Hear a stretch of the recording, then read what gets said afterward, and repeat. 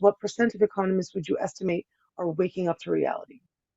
I'd say about 5 to 10% are waking up. There's the non-orthodox economists. There are sort of about three or four major groups. There's Austrian economists who are even worse than neoclassicals.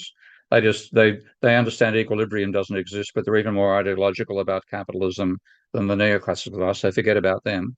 Post-Keynesians, that's a school of thought that I'm generally associated with, who've always been focused on realism, and then ecological economists, not the neoclassicals have tried to invade that field as well. So anybody who's a non-orthodox neoclassical economist, they're worthwhile. But you're talking, I mean, 5 to 10% if you're lucky. The rest of them, they're just useless, worse than useless. They're dangerous.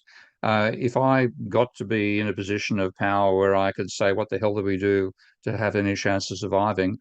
One of the first things I'd do would be shut down economics departments across the planet.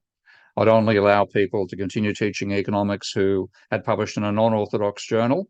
And, I'd give one of the best reasons for universal basic income is to give economists money to shut up and not do anything. They're just deadly dangerous. They've got to be removed. So that's the sort of world we live in. So you can't.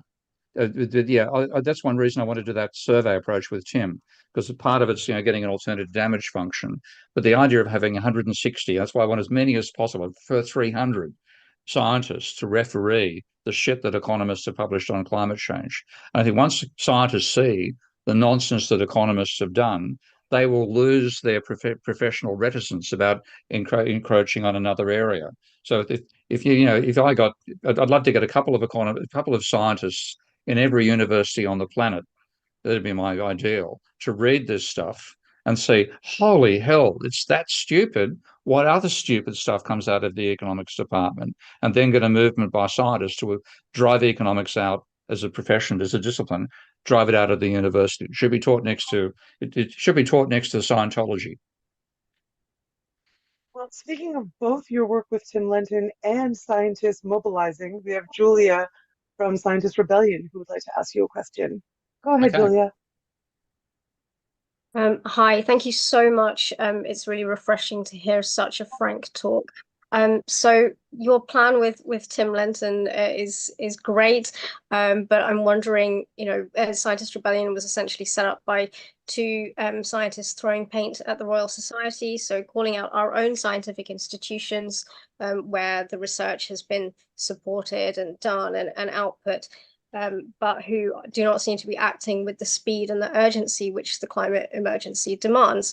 And so alongside the work that you propose, how would you feel about being a bit more supportive of calling out our own institutions in their practices? I mean, those rubbish economist works should never have been funded in the first place. It seems to me they've been not only nonsense, but actively harmful. So how could we support changing our entire academic system to call that out, to stop that from happening? And would you join us in that effort? I think that the strategy Tim and I have is about the only way to effectively do it, because so long as, I mean, for example, the Economic and Social Research Council in the UK organised a rebuilding economics or rethinking economics research group way back in 2015, I think, and I got a small amount of funding out of that, which is where I did some work with Tim Garrett, who's another climate scientist, and Matteo Scriselli on the mathematics of energy in economics. But that fund hasn't continued on. The neoclassicals are now dominating the ESRG yet again. And so long as the Economic and Social Research Group is separate from the science group in terms of making decisions about funding, they'll continue giving money to neoclassical economists. So, and the same thing in America, the same thing in Australia. The Australian Research Council will continue turning down people like me and funding people like Nordhaus in the Australian situation. So the only way you can actually have any chance to stop it is to, and this is why, I mean, as horrible as it has to get to the situation, I've been fighting for 50 years to bring neoclassical economics down and failing abjectly to destroy them, but at least, becoming known for somebody who points out their absurdities. But the only way to really get rid of them is to have have scientists say, you guys don't belong in a university. You guys are pre-scientific. You're pre-Copernican. Okay.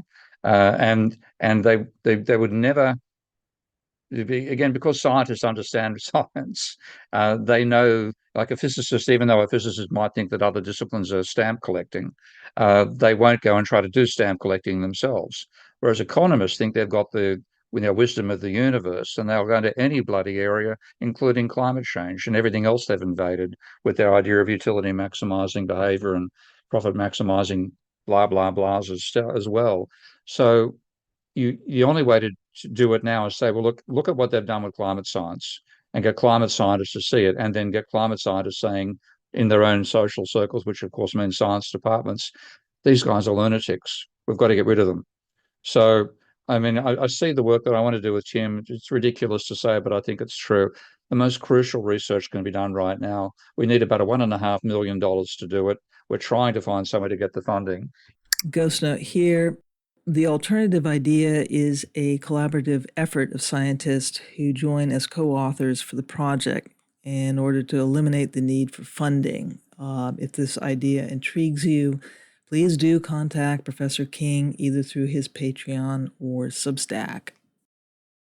If we can do it, then I think with that idea, particularly the idea of the survey, more so than working out an alternative damage function, getting scientists to post hoc referee those papers by climate economists and see just how stupid they are.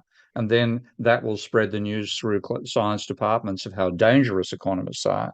And hopefully then we can get that going up to the level of funding bodies, and then have, say, whatever the Science Research Council is in the UK, to start talking. We want to have a talk to you guys in the ESRG about the sort of research you fund and why.